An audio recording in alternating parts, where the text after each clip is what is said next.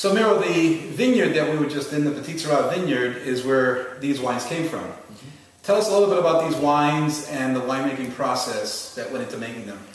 The L'Ostoria is our reserve wine, and the Trentadue Petite Sirah is what we refer to a regular Petite Sirah. There's nothing regular about it. We're just having two different styles of wine, and not just in Petite Sirah, but we also do the same thing with Zinfandel and our Cabernet and other L'Ostoria blends. So portion of that vineyard, actually most of it went into the L'Ostoria. The other one has a little bit of it. Now, stylistically, I learned quite a bit about Petite Sirah, and it was all hands-on ever since I came to California, because in Europe we don't have any Petite Sirah, or none that I know of. And I went to school and I studied alcoholography, and I was pretty confident that I know everything about wine grapes, and there was no such thing as Petite Sirah anywhere in our books. Let's digress briefly about that. Tell us where you're from originally. Originally I'm from back east, way back. That's Bulgaria. Bulgaria. So I came to the United States in 1990 as an intern to a program. It was an agricultural exchange program, and I started at Dry Creek Vineyards, and I ended up working for about 9 years, and I left Dry Creek as an assistant winemaker, and I started as a barrel painter, then promoted through barrel washing and so forth. So I went through the ranks, earned my status. So in 1999, I took a job here with Trentadue right before harvest as a head winemaker. Well, there isn't any other. So it's been a very interesting ride. A lot of things have changed with Trentadue since then. The winery slowly moved into new modern direction, and the wines have improved dramatically since the old days. So Petite Sirah became one of my favorite varieties, along with Zinfandel, and kind of synonymous with California, United States, if you will. Again, both of these varieties are virtually unknown elsewhere, and in Europe as well. And they do so well in California that they can easily be the flagship wines. And if California has any claim to fame in the world of wine, these two varieties are it, Zinfandel and Petite Sirah.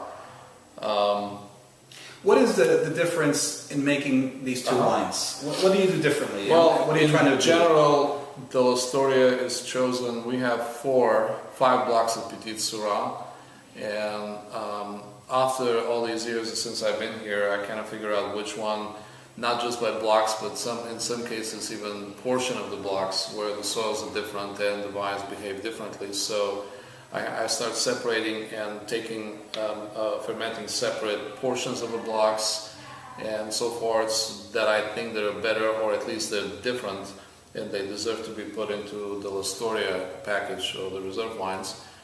And as far as fermentation techniques, I pretty much do the same thing with both of these wines. I ferment Petite Sirah and treat it pretty much like a Pinot Noir, which kind of doesn't make sense when you compare the two wines. They're the totally opposite spectrum of flavors and color and appearance, as you can imagine. But because of the massive tannin and ability to extract so much color and tannin from Petite Sirah so quickly, we need to control that. We need to be very gentle with Petite Sirah. For instance, if it's made like Cabernet, it will become rather tannic and quite massive, and some of the aromas may be lost somewhere if it's done conventional fermentation. So a lot of it is done in open top fermenters, including half-ton bins. So it involves a lot of punch downs. But I think some of the fine esters, some of the aromas are preserved better that way, especially when it comes to violets and kind of a brighter aromas that Petite Sirah can have. The barrel treatments are different. The L'Ostoria gets most of the the royal treatment as far as oak goes. You know, there's a lot more European wood, including French, Bulgarian, Hungarian, and whatnot. The Trentadue gets more of the American oak. And not that, yes, there are different American oak and French oak, there's a whole new discussion about that, but I think American oak can be quite nice for Petite Sirah and Zin. Not as good for the Merlot, but for Petite Sirah and Zin is fantastic. But with the French oak, you get a little bit more dimension to it, a little bit more stronger aromatics and more complex aromatics, if you will. The aging, it's done slightly different. The Trentadue Petite Sirah is aged a little for a shorter period of time. The L'Ostoria is aged longer, sometimes as long as 6 months more in the barrel than the other one. And with the Trentadue line, I like to make Petite Sirah that will find its place in restaurants by the glass, and not just from a financial reasons, but we also would like to promote Petite Sirah better that way, because when it's poured in the glasses, obviously in the restaurant by the glass, you get 4 different pours, maybe to 4 different people out of one bottle. So you're spreading it out, and you get people more familiar with Petite Sirah, and hopefully they'll make the difference between Syrah and Petite Sirah, which there is a huge difference. And the price point of this one it's geared toward exactly that plan, and so far seems to be working okay as far as placing it by the glass. The L'Ostoria is a little bit more expensive, although it's not outrageous. It's still a very affordable wine, and quite a luxurious package, if you will. Yes, this is gold, and it's $1,800 an ounce. So let's taste the wine, and why don't you take us through what we're tasting here? Give us some sort of virtual tasting notes, descriptives of this wine for you.